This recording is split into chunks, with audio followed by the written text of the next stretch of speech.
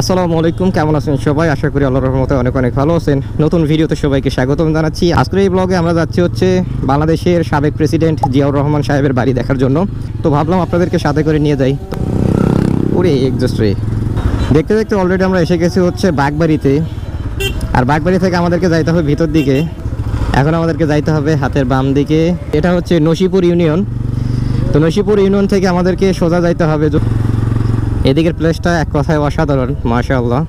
এটাই হচ্ছে শহীদ জিয়াউর রহমান সাহেবের জন্মভূমি, এটাই হচ্ছে ওনার জন্মভূমি। এই যে দেখেন, স্বাগতম জানাচ্ছে, স্বাগতম রাষ্ট্রপতি জিয়াউর রহমান সাহেবের জন্মভূমিতে।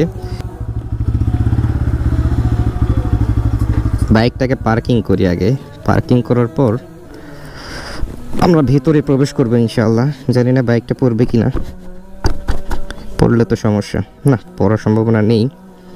ভিতরে প্রবেশ করতে দিবে। অলরেডি আমরা এসে গেছি হচ্ছে সাবেক প্রেসিডেন্ট জিয়াউর রহমান সাহেবের জন্মভূমিতে। এটাই হচ্ছে সাবেক প্রেসিডেন্ট জিয়াউর রহমান সাহেবের জন্মভূমি। এখানে উনি শিশুকাল পাড়ি দিয়েছেন।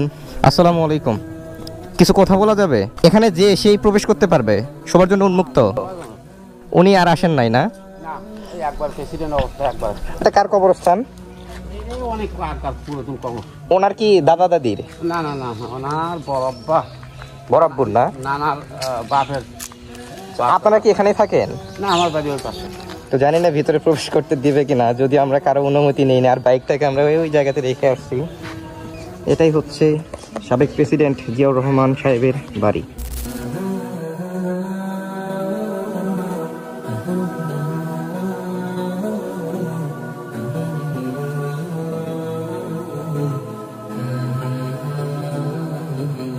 ওকে ব্রোস, আমরা যাব হচ্ছে বাড়ির পিছনের অংশে। এটাই হচ্ছে এই বাড়ির পিছনের অংশ।